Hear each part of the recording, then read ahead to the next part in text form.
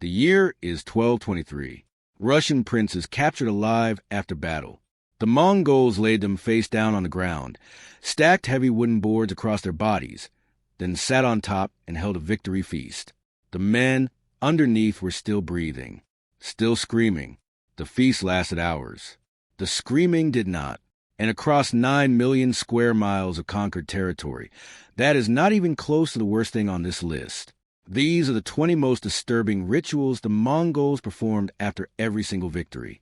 By the time we reach number 1, you will understand why 40 million people simply cease to exist. Let's start number 20. The loot ceremony.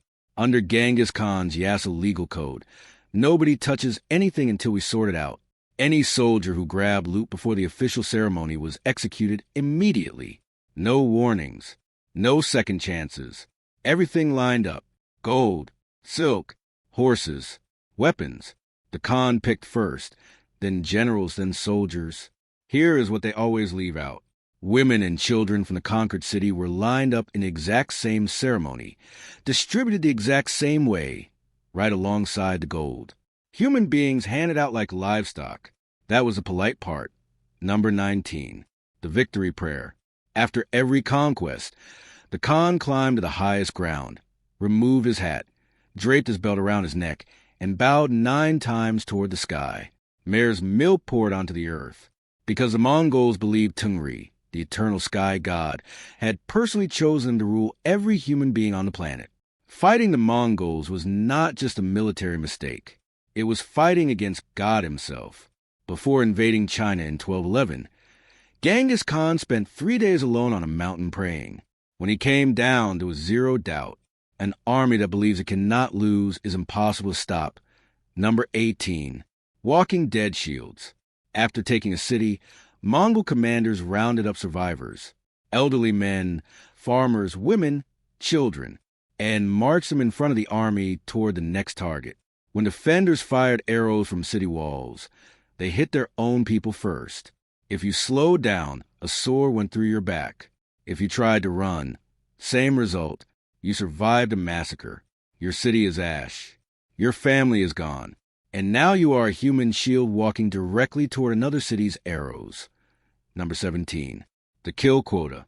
Each warrior received a specific number of civilians to execute after every conquest. At Urgent in 1221, every soldier in an army of 20,000 was ordered to kill 24 civilians. That is 480,000 people executed after the battle was already won. Bodies were counted.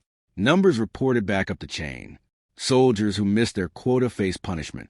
This was not rage. This was not chaos. This was organized, systematic, and coldly efficient. Once the quota was met, commanders packed up and moved on. Next city, same system. Repeat, number 16. Molten silver in the eyes.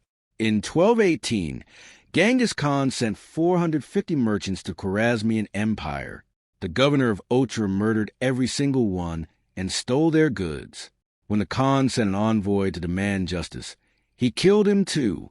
When they finally captured Otra in 1220, they saved the governor for last. They held him down and poured molten silver directly into his eyes and ears while he was still alive. Kill our messengers, and we will make your death something people whisper about 800 years from now. 800 years later, here we are, still whispering. Number 15. The carpet crush. Noble blood must never touch the ground. So when they captured kings, they got creative. After Baghdad fell in 1258, Hulagu Khan had the last Abbasid caliph rolled up tightly inside a thick carpet. Horses trampled over him until he stopped moving. No blood touched the earth. The highest religious leader in the Islamic world died wrapped like furniture. In the Mongol worldview, this was respectful. This was him being polite. Number 14. The victory feast on living men. Battle of Kalkar River, 1223. General Subutai and Jeeb destroyed a Russian army of 80,000 using only 20,000 riders. Russian princes captured alive, laid face down, heavy boards stacked across their bodies. The general sat on top and held a full victory feast. The princes underneath were being slowly crushed in real time, their screaming mixed with clinking cups and laughter above them. The feast lasted hours. The screaming did not. Multiple historians recorded this. It actually happened. Number 13. The Skull Pyramids.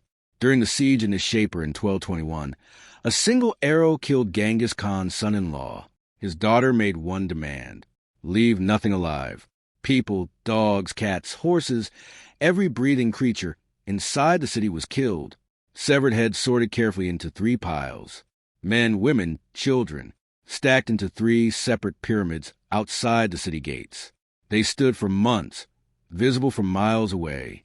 If you are still watching, subscribe and hit the bell, because the top 12 goes somewhere completely different.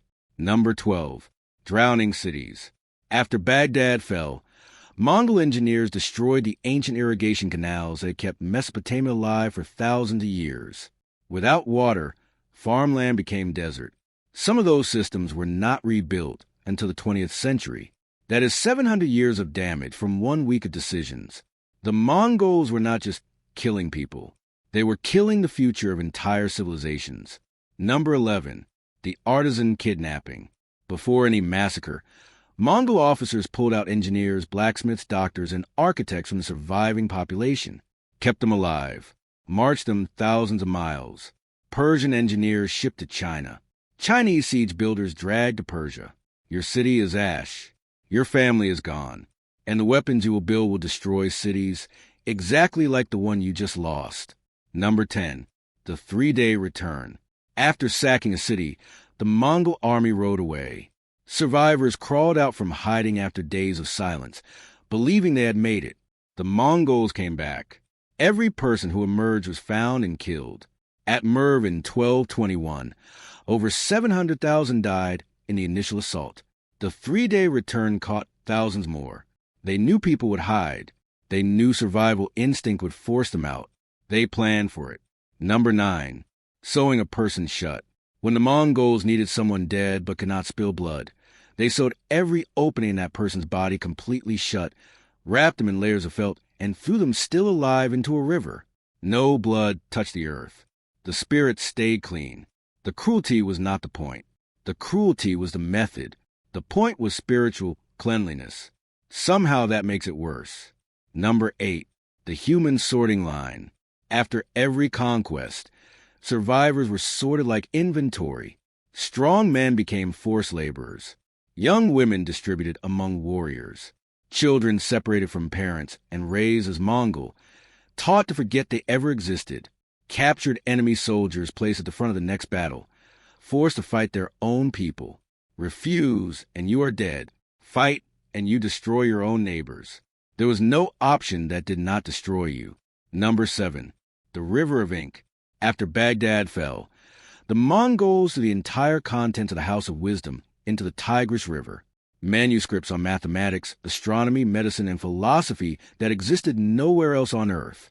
Eyewitnesses said the river ran black with ink for days. All of it gone forever. You can rebuild a burned city. You cannot rebuild knowledge that no longer exists anywhere. Number 6. The Blood Oath. After major victories, warriors sliced open their palms, mixed blood with fermented mare's milk, and drank it together. 9 oaths, 9 cups, 9 bows. Break that oath and the sky itself would notice. Genghis Khan performed this with his childhood friend Jamukha years before Jamukha was executed. You swore with blood. You drank with brothers. Number 5. Catapulting plague corpses. In 1346, a Mongol army besieging Kaf on the Black loaded plague-infected corpses onto catapults and launched them over the city walls. Fleeing survivors boarded ships to Italy. The Black Death entered Europe. Between 75 and 200 million people died. 1/3 of Europe gone. 1 siege. 1 decision. 200 million dead. Number 4. The linchpin test. After crushing the Tatar tribes, Genghis Khan held a council. Every Tatar male would stand next to the linchpin of a cartwheel, roughly the height of a 3-year-old. Anyone taller was executed immediately. Anyone shorter was enslaved and raised as Mongol. Within 1 generation, the Tatar identity ceased to exist entirely. An entire people erased not through one massacre, but through a simple measurement. Number 3. Killing the land. The Mongols systematically destroyed underground water channels and irrigation canals that had kept Central Asia alive since ancient Sumerian times. The population of Persia dropped from 2.5 million to 250,000, not from massacres alone, but from the famine that followed. Baghdad's irrigation network did not recover until the 20th century. They did not just kill people. They killed the earth that fed them. Number 2, Mongolia. When a city broke its word or killed an envoy, it received a formal designation. Mongolia. Bad city. No mercy. No negotiations. No survivors. At Bamiyan in 1221, every living creature was killed, and Genghis Khan ordered that no person ever live on that spot again. Chinese census records show population dropped from 120 million before the invasion to 60 million after. This was not rage. This was not revenge. This was policy. Number 1, the secret burial massacre.